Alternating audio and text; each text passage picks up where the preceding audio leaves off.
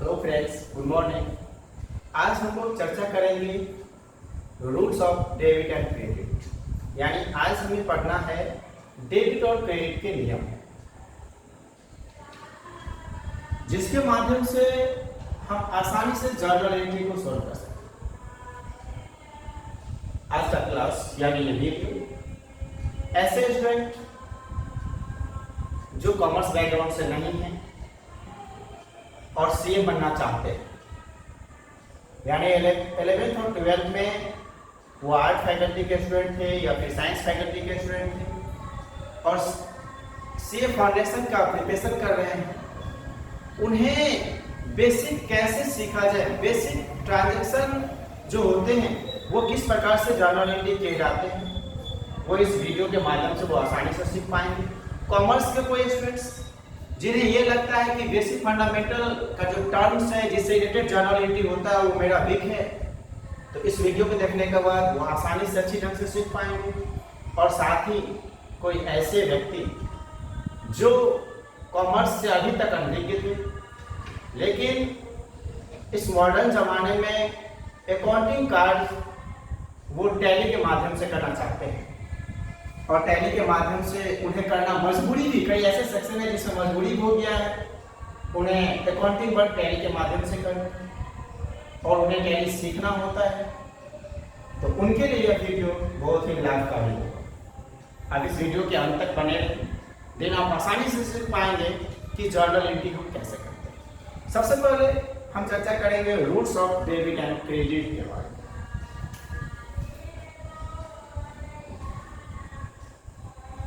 Rules of debit and credit। तो जब कभी हम डेबिट और क्रेडिट के नियमों को पढ़ेंगे, तो डेबिट एंड क्रेडिट के नियमों को पढ़ने के लिए उससे रिलेटेड जो कुछ फैक्ट हैं वो सबसे पहले हमें जानना होगा। कौन कौन से ऐसे फैक्ट हैं जो जानना है, चलिए चलते हैं। सबसे पहले हमें जानना होगा डेबिट के बारे में, फिर जानना होगा क्रेडिट के बारे में और जानना होगा हमें टाइप्स ऑफ अकाउंट। तो चलिए चलते हैं। सबसे पहले कि डेबिट क्या है। देखिए, डेबिट वर्ड इसकी जो उत्पत्ति हुआ है, ये इसका जो ओरिजिन है वो लैटिन वर्ड डेबिटम से हुई। कौन से वर्ड से? लैटिन वर्ड डेबिटम से हुआ, जिसका मीनिंग होता है ड्यू फ्रॉम दैट, यानी उनसे दे। और ये जो क्रेडिट है ये लैटिन वर्ड क्रेडरे से आया है, जिसका मीनिंग होता है ड्यू टू दैट, यानी उनको दे। क्लियर? डेबिट को शॉर्ट में हम लोग डीआर लिखते हैं और क्रेडिट को शॉर्ट में सीआर वर्ड से लिखा जाता है। ठीक है, डेबिट को शॉर्ट में डीआर लिखेंगे और क्रेडिट को शॉर्ट में सीआर लिखेंगे। इसके बाद हमें जानना है टाइप्स ऑफ अकाउंट के बारे में कि खातों का प्रकार क्या है। मैं अभी सीख रहा हूं, मेरा जो क्लास है वो हम लोग पढ़ रहे हैं rules of debit and credit. इसके लिए सबसे पहले मैंने देखा डेबिट क्या है और फिर क्रेडिट क्या है। अब हमें जानना है टाइप्स ऑफ अकाउंट के बारे में। चलिए चलते हैं टाइप्स ऑफ अकाउंट। यह मैं लिखा अकाउंट। अकाउंट के 2 टाइप्स है। क्लियर? ध्यान देवे, 2 के बाद फिर तीनों बता देते हैं। इन्हें की कोई को तो पढ़ लेना है कि अकाउंट 3 प्रकार के होय छै, तो जल्दीबाजी नहीं करो, कने और पेशेंस रखो। अकाउंट के 2 टाइप्स होंगे। 2 टाइप्स में एक आपका होता है पर्सनल अकाउंट और दूसरा होता है impersonal account. Clear? Personal account है, इम्पर्सनल अकाउंट। पर्सनल अकाउंट यानी व्यक्तिगत खाता और इम्पर्सनल अकाउंट यानी अव्यक्तिगत खाता। पर्सनल अकाउंट है यानी हमसे, आपसे और हमारे आपके व्यवसाय से संबंधित जितने भी अकाउंट्स होते हैं उस अकाउंट को हम लोग पर्सनल अकाउंट कहते हैं। और दूसरा इम्पर्सनल अकाउंट यानी हमसे, आपसे और हमारे आपके व्यवसाय को छोड़कर बाकी जितने भी अकाउंट है वो सभी इम्पर्सनल अकाउंट होते हैं। तो इम्पर्सनल अकाउंट जो है इसका दो प्रकार होता है। एक होता है रियल अकाउंट, वास्तविक खाता, और दूसरा होता है नॉमिनल अकाउंट यानी नाममात्र का खाता। क्लियर है? तो इस प्रकार मेरा अकाउंट तीन प्रकार का हो गया। एक हो गया मेरा पर्सनल अकाउंट, दूसरा हो गया मेरा रियल अकाउंट और तीसरा हो गया मेरा नॉमिनल अकाउंट। क्लियर है? इसका हम एग्जांपल देख लेते हैं। अकाउंट मेरे दो प्रकार के, पर्सनल और इम्पर्सनल। इम्पर्सनल के two types, real and nominal. इस प्रकार मेरा अकाउंट टोटल तीन प्रकार का हो गया। तीन प्रकार में एक है मेरा पर्सनल अकाउंट, दूसरा मेरा रियल अकाउंट और तीसरा मेरा कौन सा हो जाएगा? Nominal account. क्लियर? इसका हम कुछ एग्जांपल देख लेते हैं कि पर्सनल अकाउंट का, रियल अकाउंट का एंड नॉमिनल अकाउंट का। क्लियर? पर्सनल अकाउंट जैसा कि मैंने आपको नाम से ही बताया कि हमसे, आपसे और हमारे आपके व्यवसाय से संबंधित अकाउंट। तो चलते हैं हम पर्सनल अकाउंट पे, क्योंकि इसका हम कुछ टाइप्स आपको बताएंगे। थोड़ा सा पहले हम रियल अकाउंट का एग्जांपल देखें। जो मेरा ऑल एसेट्स, जितना भी मेरा एसेट्स, मेरा ऑल एसेट्स वो सभी मेरा क्या होगा? एंड जो मेरे पोसेशन होते हैं जिसको हम लोग अधिकार बोलते हैं,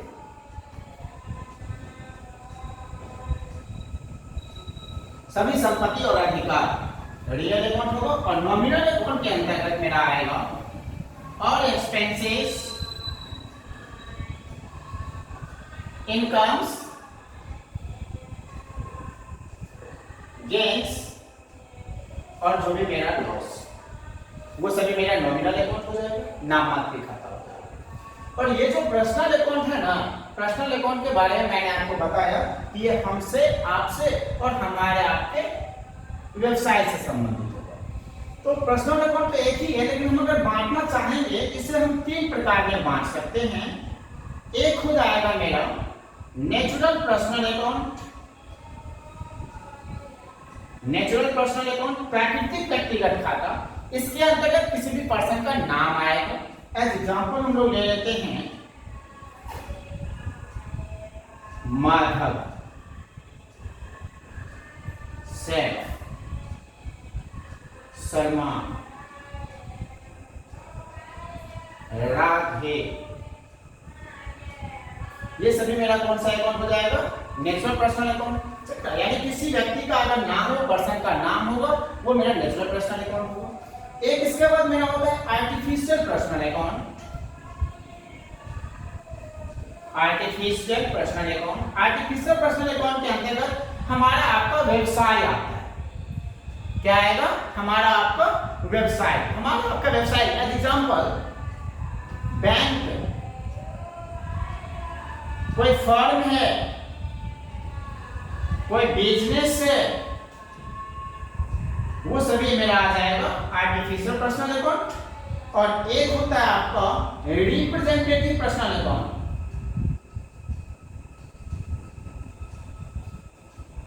रिप्रेजेंटेटिव पर्सनल अकाउंट का मतलब हुआ कि प्रतिनिधि व्यक्तिगत खाता। प्रतिनिधि व्यक्तिगत खाता का मतलब हुआ कोई एजेंट, मार्केटिंग रिप्रेजेंटेटिव, या फिर आप इसमें देख सकते हैं एजेंट में कोई एजेंट, कोई इंश्योरेंस कंपनी का एजेंट है, किसी अदर कंपनी का एजेंट है, कोई एमआर। फिर अब एक बात, रिप्रेजेंटेटिव पर्सनल अकाउंट का एक और एग्जांपल हम लोग देख लेते हैं। मान लीजिए कि पापा के नाम से कहीं से कार्ड आया, इन्विटेशन आया, पापा वहां नहीं पहुंच रहे, आप वहां पहुंच रहे। पापा तो वहां पहुंचे नहीं, आप वहां पहुंचे।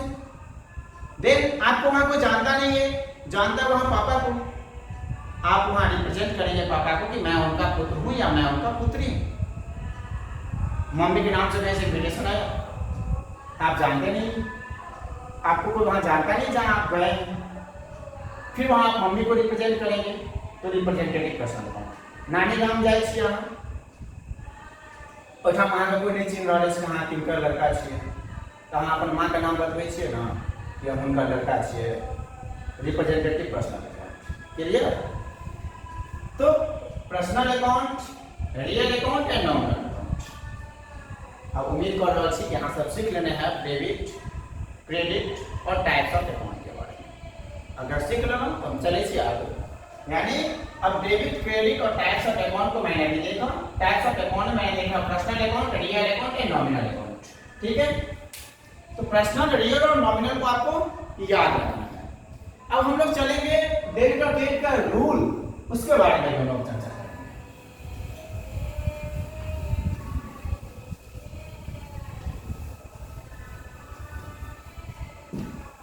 तो डेबिट और क्रेडिट के रूल जो हम पढ़ेंगे उसमें जब नियम की बातें करेंगे तो वहां दो नियम, एक है जो मॉडर्न अप्रोच होता है और दूसरा है जो ट्रेडिशनल अप्रोच। मॉडर्न अप्रोच को ही हम लोग अकाउंटिंग इक्वेशन मेथड करते हैं। एक मॉडर्न अप्रोच, दूसरा traditional approach. Rules debit and credit में ये दो है, एक है मॉडर्न अप्रोच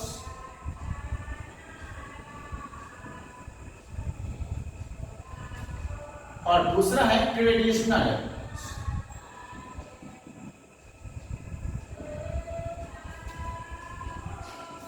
क्लियर? जो मॉडर्न अप्रोच है उसे हम लोग अकाउंटिंग इक्वेशन अप्रोच कहते हैं और वो अमेरिकन सिस्टम का है। मॉडर्न अप्रोच को ही हम लोग कहते हैं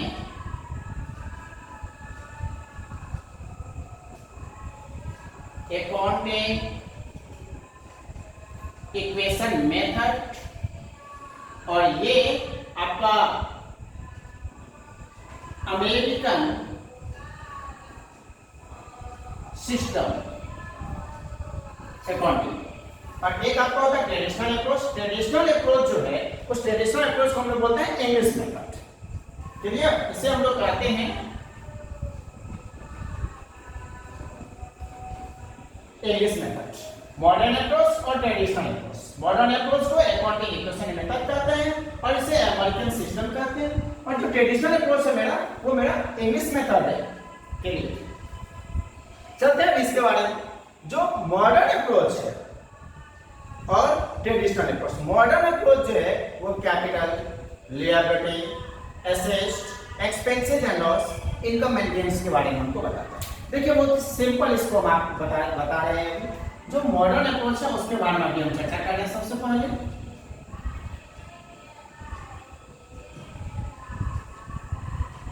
मॉडर्न अप्रोच हमको बताता है, मॉडर्न अप्रोच का जो फर्स्ट रूल होता है वो हमको बताता है कैपिटल, लिएबिलिटीज,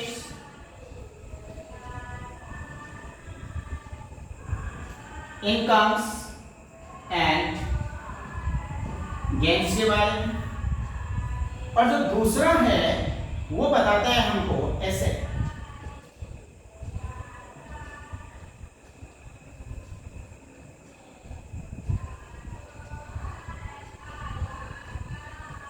एक्सपेंसेस एंड लॉसेस। देखिए बात बहुत ही इजी है। ये जो है ना capital, liability, income and gains, इसका हमेशा क्रेडिट बैलेंस होगा। कौन सा बैलेंस होगा? Credit balance. इसीलिए क्या होता है, ये जब कभी इंक्रीज करता है यानी बढ़ता है, प्लस का सिंबल यानी इंक्रीज करने को मैंने नोट किया, बढ़ेगा इसे हम लोग क्रेडिट कर देंगे और घटेगा इसको हम लोग डेबिट कर देंगे। Modern approach capital, liability, income and gains का क्रेडिट बैलेंस होगा। अगर ये इंक्रीज कर जाएगा तो इसे हम लोग क्रेडिट कर देंगे, और जब डिक्रीज यानी घट जाएगा तो इसे डेबिट कर देंगे, जस्ट अपोजिट। और ये एसेट्स, एक्सपेंसेस एंड लॉस जो है ना बाबू, इसका हमेशा डेबिट बैलेंस होता है। अगर ये इंक्रीज किया तो इसे कर देना है डेबिट, और अगर ये डिक्रीज किया इसे कर देना है क्रेडिट। यही था मॉडर्न अप्रोच। To easy. ठीक है? मॉडर्न अप्रोच यानी कि अकाउंटिंग इक्वेशन मेथड, जिसको हम लोग अमेरिकन सिस्टम के नाम से जानते हैं। कैपिटल वो कहता है capital, liabilities, income and gains का क्रेडिट बैलेंस होगा। अगर वो इंक्रीज कर रहा है तो क्रेडिट करना है, और यदि वो डिक्रीज यानी माइनस का सिंबल में लग गया डिक्रीज हो रहा है तो उसे डेबिट कर देना है। एसेट, एक्सपेंसेस एंड लॉस का डेबिट बैलेंस होगा। अगर वो इंक्रीज करेगा तो डेबिट करना है और डिक्रीज करेगा तो क्या कर देना है, क्रेडिट कर देना है। क्लियर? अब हम लोग चर्चा करेंगे मॉडर्न अप्रोच के बाद ट्रेडिशनल अप्रोच के बारे में।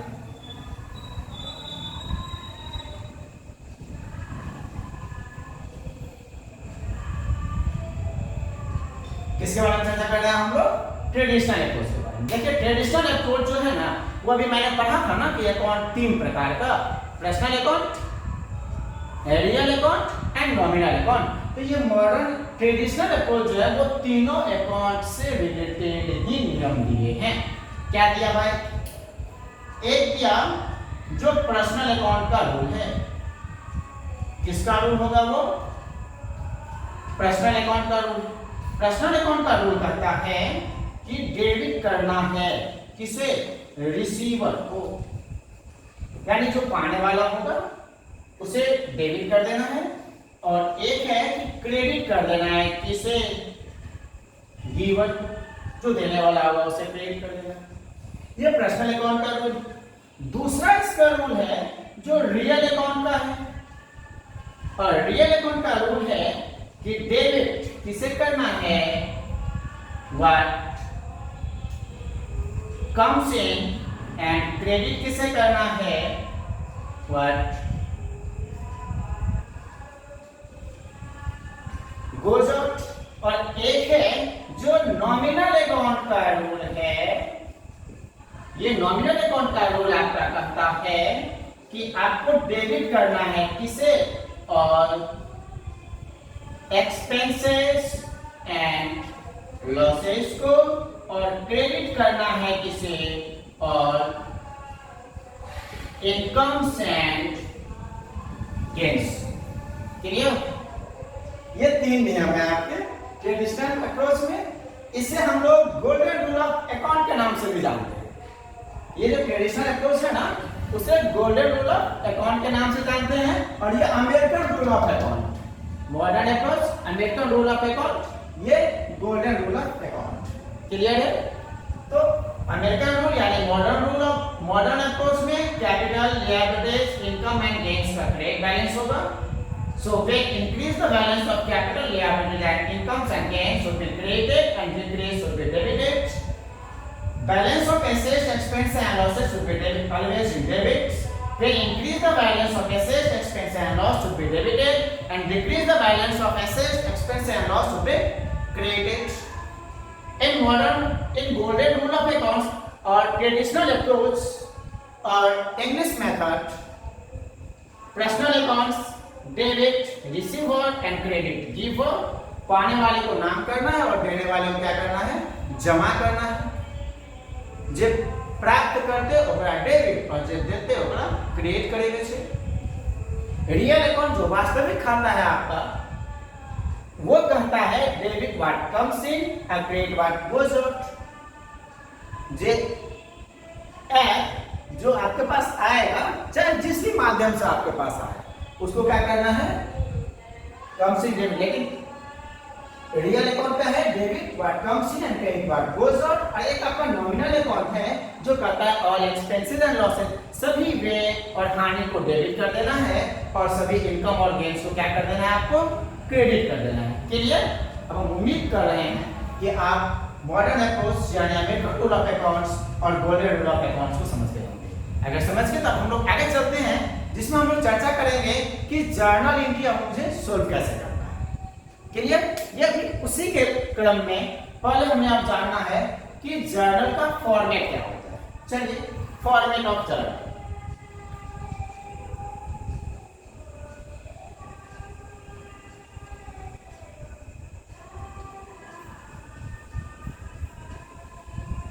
फॉर्मेट ऑफ जर्नल एंट्रीज, यानी जर्नल एंट्रीज के फॉर्मेट को हमें देखना कि क्या इसका फॉर्मेट कैसे बनता है, किस प्रकार कोई जर्नल एंट्री किया जाता है। तो जर्नल एंट्री के फॉर्मेट में सबसे पहले एक कॉलम होता है। पहला जो कॉलम होता है, उस कॉलम में हम लोग डेट को लिखते हैं। किसे लिखना है? उसमें डेट को लिखना है।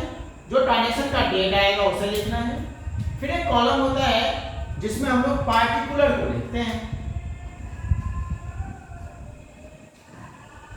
पार्टिकुलर्स यानी इसमें विवरण जो ट्रांजैक्शन कर रहे हैं उस ट्रांजैक्शन के नाम को लिखते हैं, उस अकाउंट के नाम को हम लोग लिखते हैं। ये मेरा होता है पार्टिकुलर्स। इसका बाद एक कॉलम होता है, इसका कोई यूज नहीं है। अभी जब हम लोग बनाएंगे ना लेजर और ट्रायल बैलेंस के क्लास मैं आपको दूंगा, तो लेजर और ट्रायल बैलेंस में हम समझेंगे कि आखिर इसका क्या यूज है। ये होता है मेरा लेजर वैल्यू LF, खाता पृष्ठ संख्या। लेजर जब हम लोग पढ़ेंगे तो उसमें इसका यूज क्या है वो हम उसके बारे में चर्चा करेंगे, जो मेरा अगला वीडियो होगा उसमें हम इस बारे में चर्चा करेंगे। अभी फिलहाल जर्नल में हमें इसकी कोई आवश्यकता नहीं होती है। इसके बाद मेरा अमाउंट के लिए हम लोग दो कॉलम बनाते हैं। अमाउंट के लिए दो कॉलम बनता है, जिसमें एक कॉलम में अमाउंट रुपीज डेबिट साइड का बैलेंस होता है, और ये जो मेरा दूसरा कॉलम है अमाउंट रुपीज, इसमें हम लोग क्रेडिट के बैलेंस को डिनोट करते हैं। क्लियर?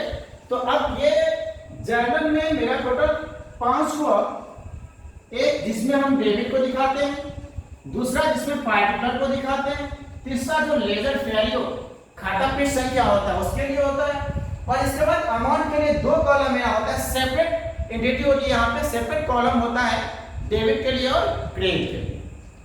क्लियर है? अब जब जर्नल एंट्री हम लोग करने जाएंगे तो वहां जर्नल एंट्री के टाइप्स को समझना आवश्यक है कि जर्नल एंट्री के टाइप्स क्या है। ठीक है, देखिए होगा, अगर सामान्य रूप से देखा जाए तो जर्नल एंट्री दो ही प्रकार का होता है। एक होता है सिंपल जर्नल एंट्री और एक होता है कंपाउंड एंट्री। सामान्य रूप से देखा जाए तो जर्नल एंट्री मेरे 2 टाइप्स के होते हैं। एक होता है सिंपल एंट्री और दूसरा होता है कंपाउंड। ये आप लोग नोट्स कर चुके होंगे।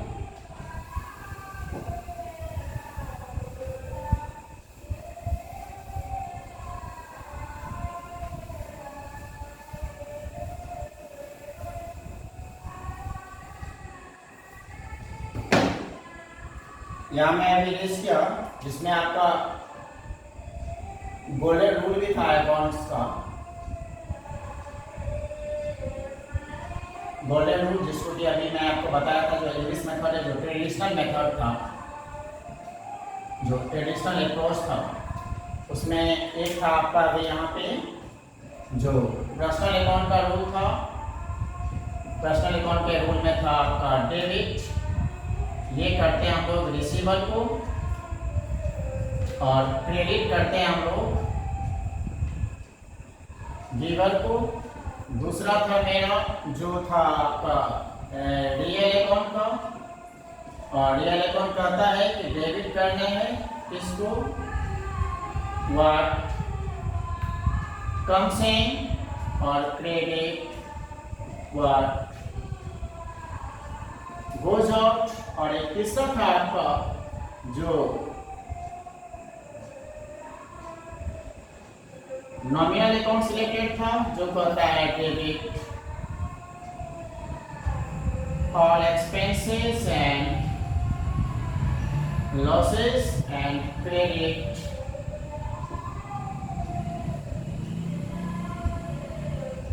All incomes and gains. ठीक है, तो अगर सामान्य रूप से देखा जाए तो टाइप्स ऑफ जर्नल एंट्री जो होते हैं, टाइप्स ऑफ जर्नल एंट्री, वो आपका दो ही होता है। एक होता है सिंपल एंट्री और एक होता है कंपाउंड एंट्री। ठीक है, एक आपका सिंपल एंट्री। सिंपल एंट्री में क्या होता है, एक डेबिट होगा और दूसरा क्रेडिट होगा, एक डेबिट और दूसरा क्रेडिट। और ये जो कंपाउंड एंट्री होता है ना, उसमें एक से अधिक डेबिट भी हो सकते हैं और एक से अधिक क्रेडिट भी होते हैं। तो सामान्य रूप में अगर देखा जाए, जनरल मेथड के बेस पे देखा जाए तो जर्नल एंट्री 2 टाइप्स के होंगे। 2 टाइप्स में एक सिंपल एंट्री होता है। सिंपल एंट्री जो आपका है वो कहता है कि एक डेबिट करना है और दूसरा अकाउंट को क्रेडिट करना है। और जो दूसरा है आपका कंपाउंड एंट्री, वो बताता है कि कि एक से अधिक आपका डेबिट भी हो सकता है और एक से अधिक आपका क्रेडिट भी हो सकता है, यानी एक अकाउंट से अधिक आपका डेबिट होगा और एक अकाउंट से अधिक आपका क्या होगा, क्रेडिट होगा। और अगर हम लोग अकाउंटिंग प्रोसेस के बेस पे देखेंगे तो मेरा एंट्री 6 टाइप्स का होगा। ओपनिंग एंट्री होता है, वहाँ क्लोजिंग एंट्री होता है, एडजस्टमेंट एंट्री होता है, ट्रांसफर एंट्री होता है, रेक्टिफाइंग एंट्री होता है और एक मोस्ट इंपोर्टेंट है जिसे हम लोग बोलते हैं कॉन्ट्रा एंट्री, उभय पक्ष प्रविष्टि। ये दोनों पक्ष पर दोनों पक्ष की एक ही वही लिखा जाता है, दोनों ही पक्ष। क्लियर है? तो अगर हम लोग देखेंगे अकाउंटिंग प्रोसेस बेस पर में सामान्य नियम से 2 सिंपल और compound entry, accounting process base पे देखेंगे तो 6 ओपनिंग एंट्री जो बिजनेस के स्टार्टिंग में किया जाता है, क्लोजिंग एंट्री जो किसी भी टर्म को क्लोज करने के लिए किया जाता है 2, तीसरा एडजस्टमेंट एंट्री जो किसी भी टर्म को एडजस्ट करने के लिए किया जाएगा, नंबर 4 जो मेरा होता है ट्रांसफर एंट्री जो एक आइटम्स को दूसरे में ट्रांसफर करने के लिए करते हैं, एक खाते को दूसरे खाते में ट्रांसफर करने के लिए करते हैं, नंबर 5 जो रेक्टिफाइंग एंट्री होता है जिसको सुधार के लिए किया जाता है, भूलवश अगर कोई जर्नल एंट्री हो गया तो उसे सुधारने के लिए हम लोग क्या एंट्री करेंगे, और लास्ट नंबर 6 जो कंट्रा एंट्री होता है, उभय पक्ष प्रविष्टि होती है। टैली वाले इस बात को जानते होंगे, F4 की जो होता है आपके कीबोर्ड में वो कंट्रा एंट्री के लिए होता है। क्लियर है? तो अब कुछ जर्नल का हम एग्जांपल चलते हैं, ठीक है? अभी तो मैंने नियम को देखा है, अब जर्नल उस नियम के आधार पे जर्नल में पोस्टिंग कैसे करना है ये भी हम आज सीख लें।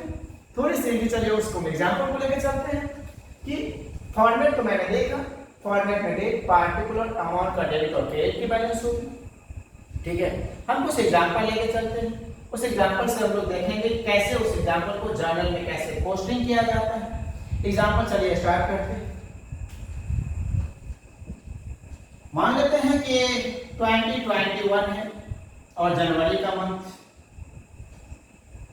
5 जनवरी का हम लोग ट्रांजेक्शन एक एग्जांपल के रूप में ले लेते हैं कि business started with cash ₹1 lakh. हमने एग्जांपल लिए business started with cash ₹1 lakh, यानी 1 लाख नगद से क्या किया, व्यापार को प्रारंभ किया गया। सबसे पहली बात कि जर्नल एंट्री जिसके बुक में हमें करना होता है, तो हम फॉर्मेट बनाने के बाद सबसे पहले उनका नाम लिखते हैं जर्नल एंट्री करते समय। यानी जर्नल एंट्री जो हम लोग हेडिंग जैसे आप फॉर्मेट लिखे थे तो वहां आपको लिखना पड़ेगा, जिनका नाम रहेगा तो हमें लिखना होगा journal entries in the books of, जिनका भी नाम हो नाम डाल देंगे। यहां हम एग्जांपल के रूप में ले लेते हैं Madhav. Clear? Journal entry in the books of Madhav, मैं नाम ले लिया एग्जांपल। यहाँ भी 2021 का है, 2021 का है। जनवरी में 5 जनवरी का एक एंट्री है, business started with cash 1 lakh, यानी 1 लाख से क्या किया, व्यापार को प्रारंभ किया गया। कोई भी ट्रांजैक्शन में हमें ढूंढना है 2 टर्म, ठीक है? यहाँ 2 टर्म में एक आ रहा है कैश, दूसरा है कि बिजनेस स्टार्ट किया गया। तो बिजनेस किसका बिजनेस है, वो माधव जी का बिजनेस। एंट्री करते समय डेट वाले कॉलम में हम लोग सबसे पहले यहाँ ईयर को लिख लेते हैं, ईयर 2021 है। अगर एक ही ईयर हो, ईयर चेंज नहीं किया गया हो तो हम लोग हेडिंग में ईयर दे देते हैं, और मंथ भी यदि चेंज नहीं किया गया है तो ईयर के साथ साथ क्या करेंगे, हम लोग मंथ को भी लिख देंगे। तो मंथ यहाँ मेरा क्या है, जनवरी, मैंने डाल दिया। अब अगर चेंज नहीं होगा तो ऐसे ही होते चले जाएगा, बस हमको डेट डिनोट करना है। ये 5 जनवरी का था तो 5 जनवरी, एक बिजनेस है दूसरा कैश। बिजनेस यानी यहाँ माधव जी, बिजनेस है यानी यहाँ माधव जी। माधव जी के अपने बिजनेस, कोई भी जो जर्नल एंट्री करेंगे जिनके बुक में करेंगे उनका नाम वहाँ नहीं लिखना है, तो यहाँ माधव जी का नाम तो होगा नहीं। बिजनेस स्टार्ट करेंगे, रुपया लगाएंगे तो वहाँ क्रिएशन होगा कैपिटल। किसका क्रिएशन होगा, कैपिटल का। माधव जी हैं, कैपिटल का क्रिएशन हो रहा है। तो सोचिए कि अगर व्यापार तो बिजनेस भी रियल है, कैश भी आपका रियल है, रियल अकाउंट आता है व्हाट कम्स इन और क्रेडिट व्हाट गोज आउट, जो आता है उसे नाम करो। तो व्यापार में अगर कैश लगाएंगे स्टार्ट करने के लिए, तो व्यापार में कैश आएगा या नहीं आएगा? आएगा। तो कैश को क्या कर देना है? डेबिट। यहाँ बिजनेस यानी यहाँ पे हम लोग कैपिटल के बारे में बात करते हैं। अगर पर्सनल की बात करते हैं तो बिजनेस स्टार्ट किया, माधव जी रुपया लगा रहे हैं, माधव जी रुपया देने वाले हैं, तो गिवर है, तो कैपिटल को क्या कर देंगे हम लोग? क्रेडिट कर देंगे। यहाँ मेरा एंट्री होगा कैश अकाउंट डेबिट टू लिखते हैं, टू जो क्रेडिट को डिनोट्स करता है, टू कैपिटल अकाउंट। क्लियर? रुपया कितना था? 1 लाख, तो यहाँ दिखा देंगे हम लोग 1 लाख। इसका नरेशन जो है ना वो एक्सप्लेन करता है कि मैंने ट्रांजेक्शन क्यों किया। तो यहाँ बिजनेस स्टार्टेड विद कैश था, यहाँ हम बीइंग लिख सकते हैं, अथवा बीइंग नहीं तो हम लोग फॉर लिख सकते हैं, अथवा दोनों में से कुछ भी नहीं लिख सकते हैं। यहाँ हेड देना होगा बिजनेस स्टार्टेड विद कैश। अगर इसे हम लोग मॉडर्न रूल पे देखेंगे तो कैश मेरा एसेट कैपिटल लिएबिलिटी, कैपिटल का क्रेडिट बैलेंस होता है, कैश का डेबिट बैलेंस। बिजनेस स्टार्ट करेंगे, कैश इंक्रीज करेगा, सो कैश इज डेबिटेड और कैपिटल इज क्रेडिटेड, क्योंकि कैपिटल का भी बैलेंस क्या होगा? बढ़ेगा। तो cash account debit to capital. एक अब चलते हैं हम लोग कैश डिपॉजिट इनटू बैंक। चलते 7 तारीख का एक एग्जांपल ले लेते हैं। Cash deposit into bank rupees 10,000। 7 तारीख का एंट्री है, जनवरी का ही है तो जनवरी है। Cash deposit into bank, bank में नगद जमा किया। कॉन्ट्रा एंट्री टैली वाले ध्यान दीजिएगा, F4 की आपके कीबोर्ड में। तो डिपॉजिट इनटू बैंक, रुपया आप जमा करेंगे, बैंक में रुपया जाएगा, तो बैंक बैलेंस आपका इंक्रीज करेगा और आपका कैश का बैलेंस क्या हो जाएगा? कम जाएगा। कैश आपका कमेगा। अगर मॉडर्न अप्रोच पे देखते हैं तो बैंक बैलेंस बढ़ रहा है, एक एसेट बढ़ रहा है, यानी बैंक मेरा बढ़ रहा है, कैश भी मेरा एसेट ही है जिसमें क्या आ रही है? कमी आ रही है, कॉन्ट्रा एंट्री हो रहा है। बैंक बढ़ रहा है तो बैंक को डेबिट कर देंगे, कैश कम रहा है कैश को क्रेडिट कर देंगे। अगर हम लोग गोल्डन रूल जिसको हम लोग ट्रेडिशनल अप्रोच कहते हैं उसके बारे में बात कर ले तो कैश मेरा रियल अकाउंट, बैंक मेरा पर्सनल अकाउंट जो आर्टिफिशियल पर्सनल अकाउंट। तो आर्टिफिशियल पर्सनल कहता है डेबिट रिसीवर क्रेडिट गिवर, तो यहाँ रिसीवर होगा बैंक। उस नियम के अनुसार भी बैंक अकाउंट को डेबिट कर देना है।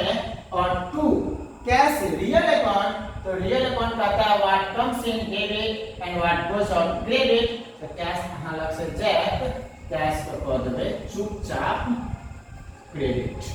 तो bank account debit to cash account आपका एंट्री हो जाएगा और अमाउंट आपका आ जाएगा 10,000। यहाँ से हम लोग नरेशन लिखेंगे, फिर वही बी या फोर या दोनों में से कुछ भी नहीं, कैश डिपॉजिटेड इनटू बैंक और एंट्री करने के बाद एक लाइन दे सकते हम लोग मैनुअली करेंगे तब। और जब हम लोग सिस्टम पे करते हैं तो फिर ये तो करने की आवश्यकता है नहीं, ये लाइन देने की आवश्यकता होता नहीं होगा। ठीक है, अब देखिए कि हम फिर एक एग्जांपल लेते हैं कि purchase goods for cash. Purchase goods for cash ये ले लेते 10 तारीख। Purchase goods for cash rupees 15,000, 15,000 का नगद माल खरीदा। तो 10 तारीख को माल खरीदा। देखिए एक यहाँ पे आ गया आपका परचेज गुड्स, तो गुड्स को डायरेक्ट हम लोग नहीं लिखेंगे। अगर गुड्स परचेज कर रहे हैं तो परचेज को लिखेंगे, गुड्स को सेल कर रहे हैं तो हम सेल्स को लिखेंगे। हम जब लेजर का आपको देंगे वीडियो तो उसमें हम लोग इस तथ्य का चर्चा करेंगे एक्सप्लेन कि आखिर गुड्स क्यों नहीं लिखते। स्पेसिफिक यदि वस्तु का नाम दिया गया है उस नाम को हमें लिखना है, लेकिन जब वस्तु का नाम नहीं दिया गया है तो गुड्स नहीं लिखेंगे। क्रय कर रहे हैं, खरीद रहे हैं तो परचेज लिखा, आप बेच सकते सेल्स। ठीक है, तो यहाँ परचेज और दूसरा मेरा है कैश। क्लियर? अगर दोनों रियल है, what comes in and what goes out, तो परचेज करेंगे तो वस्तु आएगा, आएगा तो परचेज अकाउंट को कर देना है डेबिट, और जाएगा कैश तो टू कर देंगे कैश अकाउंट। क्लियर? अमाउंट कितना है तो 15,000, तो यहाँ दे दिया हम लोग 50। यहाँ एक बात और ध्यान रखना है, अब तो चलता है ऑनलाइन ट्रांजेक्शन, पानी पूरी खा करके लोग देखते हैं ऑनलाइन कर देता है ना। तो ऑनलाइन ट्रांजेक्शन के समय में याद रखना है कि यहाँ कैश के बदले हम लोग बैंक का पेमेंट करेंगे। अगर चेक देंगे या ड्राफ्ट देंगे या ऑनलाइन ट्रांजैक्शन करेंगे तो पेड तो होगा लेकिन कैश के बदला में की लिखवे बैंक। ठीक, तो उस स्थिति में कैश के बदला क्या लिखना है हमको, बैंक लिखना है।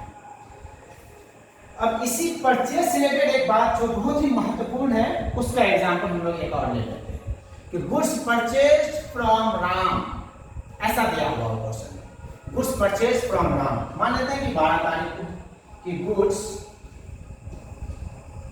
परचेज्ड फ्रॉम राम, ऐसे करके दिया हुआ है ₹10,000 कि राम से 10,000 रुपया नगद खरीदा, ऐसा क्वेश्चन आपका दिया हुआ है। 10,000 रुपया खरीदा, इसमें देखिए कहीं भी यहाँ एक परचेज है एक राम है, लेकिन कहीं भी ये नहीं लिखा है कि कैश परचेज। तो जब कैश वर्ड नहीं दिया गया है यानी नगद के बारे में चर्चा नहीं किया गया हो, लेकिन जिससे खरीदा ना उसका नाम दिया गया है, यहाँ कुछ भी नाम रह सकता था, कैटरीना भी रह सकता था, आप कुछ भी दे सकते थे, सलमान भी हो सकता था, भाई पुराना रिश्ता नहीं भूलना चाहिए। आप नाम यहाँ कुछ भी डाल सकते थे, कुछ भी नाम डाल सकते थे, यहाँ सीता भी हो सकता था, दशरथ जी भी हो सकते थे, नाम के लिए कोई बात नहीं है। ठीक है, बेसिक एग्जाम्पल है, उतना मेंशन नहीं रहना। तो गुड्स परचेज फ्रॉम राम यहाँ नहीं लिखा हुआ है कि कैश परचेज, और ये भी नहीं लिखा है कि ऑन क्रेडिट यानी उधार के बारे में भी नहीं लिखा है, लेकिन ये लिखा हुआ है कि राम से खरीदा गया, मतलब क्लियर है कि उधार खरीदा गया। जब उधार खरीदा जाए तो आपके पास तो वस्तु आएगा, डेबिट पार्ट कम से तो आप कर लेंगे, लेकिन नगद या चेक या ड्राफ्ट या ऑनलाइन ट्रांजैक्शन आप कर नहीं रहे हैं तो आपके पास से कैश तो जाएगा नहीं, या बैंक बैलेंस में आपकी कमी तो नहीं आएगी। वहां एक ऐसे व्यक्ति का निर्माण हुआ, क्रिएशन हुआ ऐसे व्यक्ति का जो कभी ना कभी आपसे रुपया लेगा, जिसका नाम है राम। ठीक, तो ये ट्रांजैक्शन 12 को होगा परचेज अकाउंट डेबिट एंड 2 हो जाएगा आपका राम।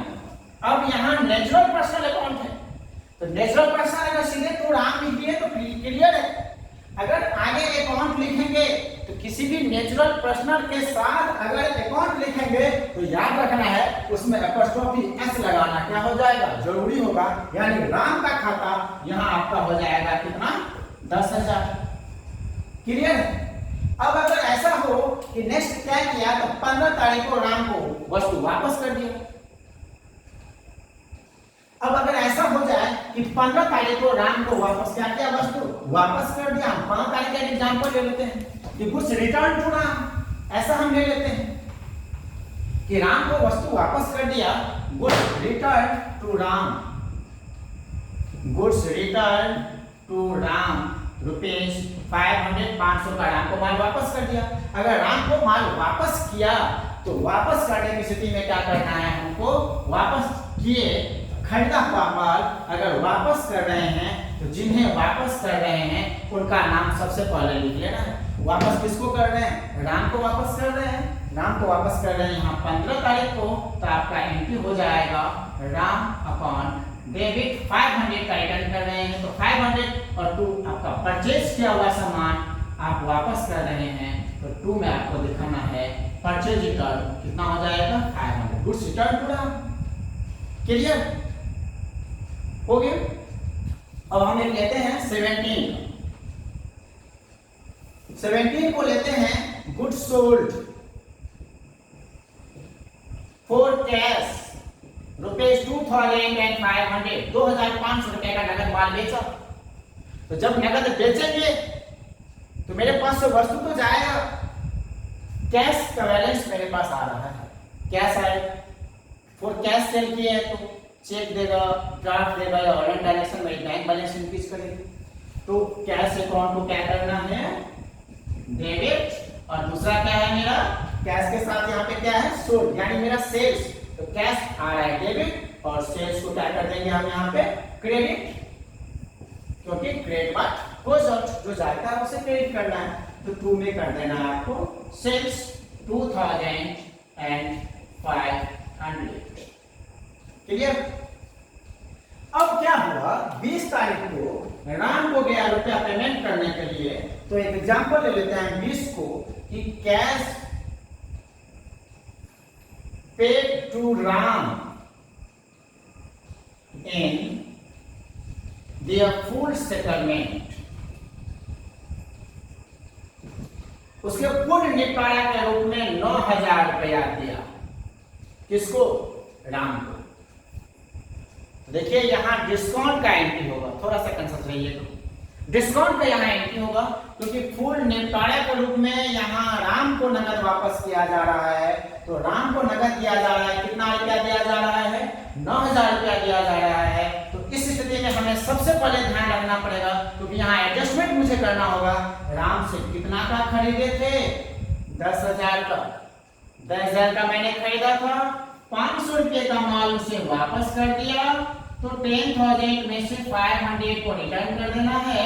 अब ये बैलेंस कितना है, 9,500, और क्या किया गया, 9,000 उसे पेमेंट किया गया, 9,000 उसे पेमेंट किया गया, कितना नहीं किया गया, 500, ये 500 डिस्काउंट रिसीव्ड फ्रॉम राम, यहाँ पे छूट की प्राप्ति होगी।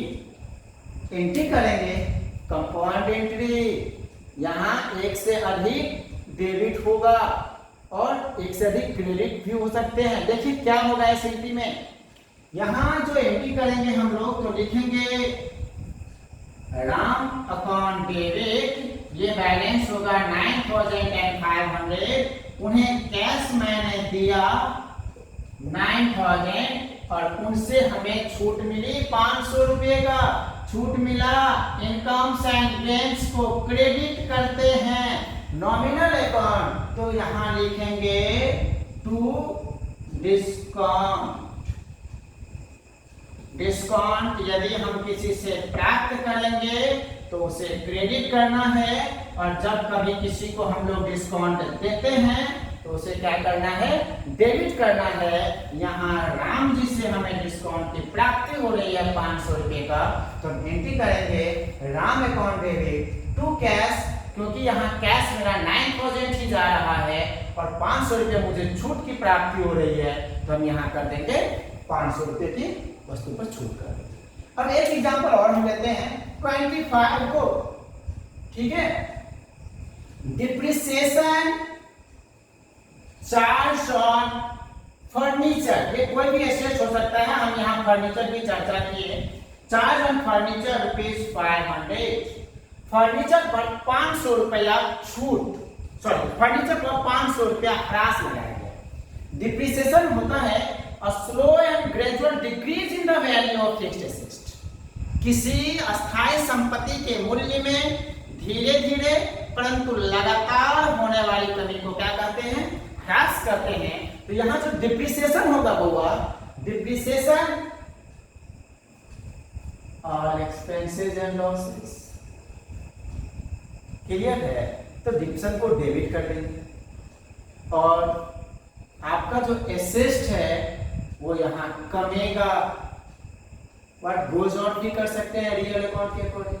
अगर मॉडर्न अप्रोच में जाएंगे तो मॉडर्न अप्रोच कहता है कि डेबिट होता है ऑल एक्सपेंसेस एंड लॉस का बैलेंस, तो डिप्रिसिएशन को हम लोग यहाँ क्या कर देंगे, डेबिट, यानी डिप्रिसिएशन अपॉन डेबिट, और टू फर्नीचर का वैल्यू कम जाएगा डिप्रिसिएशन होने से, तो मेरा एसेट है, और जब किसी एसेट का वैल्यू कमेगा चुपके से डेबिट क्रेडिट कर देना है, एसेट का वैल्यू कम जाएगा तो क्या कर देना है, चुपके से क्रेडिट कर देना है, क्लियर। तो यहाँ फर्नीचर है तो यहाँ हम लोग लिख देंगे फर्नीचर, ये बैलेंस आपका हो जाएगा 500।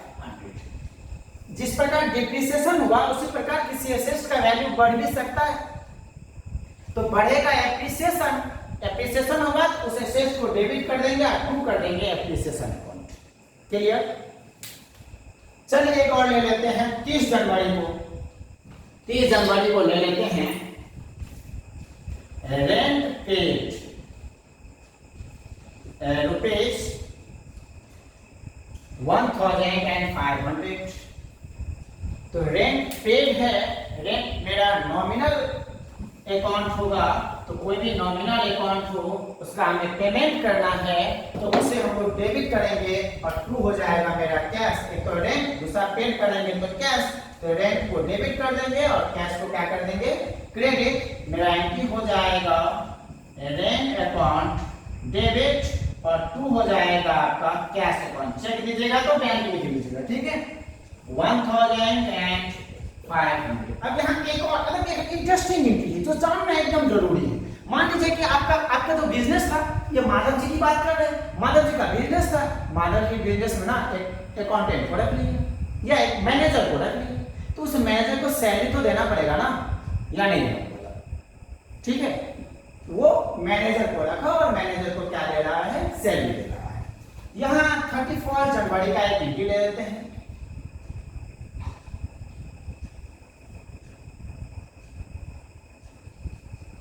कि मैनेजर, या ऐसा लिखते हैं कि एग्जांपल ले रहे हैं ना हम लोग कि salary paid to Amit, salary paid to Amit as a manager rupees 1000। Aamir को एक मैनेजर के रूप में सैलरी दिया। कितना रुपए का सैलरी दिया? 1000 रुपए का सैलरी दिया।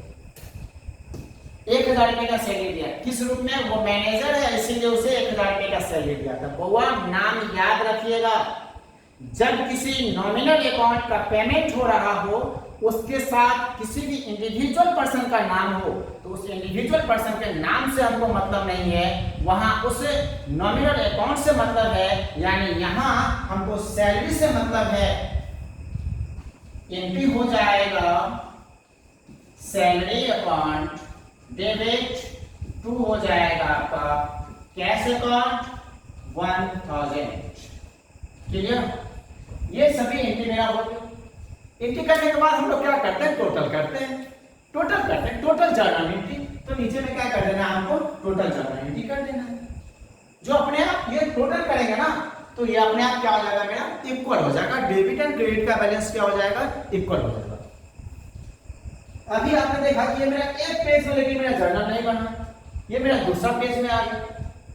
ठीक है, यदि एक पेज में टोटल जर्नल आपका बन जाता है तब तो बहुत ही अच्छा है। एक पेज में नहीं बना, मान लिया दूसरा पेज में चल गए तो दिग्भ्रमित नहीं होके छे, टेंशन नहीं लेके छे, नींद तो बढ़िया तैयो एते आके करवा कीजिए। तो फर्स्ट पेज में जो टोटल करेंगे उस टोटल बैलेंस को लिखने के बाद, जो फर्स्ट पेज में टोटल करेंगे उस टोटल बैलेंस को करने के बाद फर्स्ट पेज के नीचे में क्या करना है? जो टोटल बैलेंस आया, जो टोटल बैलेंस मेरा आएगा ना, फर्स्ट ये मेरा फॉर्मेट है तो टोटल बैलेंस तो आएगा फर्स्ट पेज के नीचे में, तो हम लोग वहां लिख लेंगे टोटल CFT। क्या लिख लेंगे हम लोग? Total carry forward. ठीक है, टोटल CFT। मान लेते हैं कि प्रीवियस पेज का बैलेंस मेरा, फर्स्ट पेज का बैलेंस मेरा 1,50,000 रुपया आया। क्लियर? उस बैलेंस को जब टोटल लिखे, टोटल क्या किए? फर्स्ट पेज के लास्ट में मैंने लिख दिया टोटल CFT। और जब हम सेकेंड पेज में इन करेंगे, सेकेंड पेज में जाएंगे तो सेकेंड पेज का जब स्टार्ट करेंगे तो हम वहां लिख देंगे टोटल BFT यानी बैलेंस फॉरवर्ड। कितना? 1,50,000 रुपया। ये यानी कि फर्स्ट पेज के लास्ट में मैंने लिखा था CFT कैरी फॉरवर्ड, और यहाँ बैलेंस फॉरवर्ड, कैरी फॉरवर्ड का मतलब है बैलेंस को आगे ले जाया गया, और बैलेंस फॉरवर्ड का मतलब है कि पिछला बैलेंस को आगे लाया गया। इसी प्रकार जितना पेज में आगे जाएंगे तो जब तक टोटल नहीं कर लेंगे तब तक इस पेज के लास्ट में CFT करके बैलेंस को आगे ले जाना है। नेक्स्ट पेज के ऊपर में लिखना है BFD, बैलेंस फॉरवर्ड करके टोटल कर लेना है, और लास्ट में जब आप टोटल कीजिएगा तो निश्चित रूप से आपका डेबिट और क्रेडिट दोनों साइड का बैलेंस इक्वल हो जाएगा, और इस प्रकार आप जर्नल के बादशाह बन जाएंगे। ठीक है, थैंक यू। लेकिन एक काम करना है, थोड़ा सा होमवर्क दे देते हैं। होमवर्क ये है कि आप अगर चैनल को अभी तक सब्सक्राइब नहीं किए हैं तो मेरा यूट्यूब चैनल डॉक्टर विकास ठाकुर को आप सब्सक्राइब कर लेंगे और वीडियो को लाइक करना। Thank you. नेक्स्ट वीडियो जो आपका आएगा, जिस वीडियो में हम फिर चलेंगे लेजर और ट्रायल बैलेंस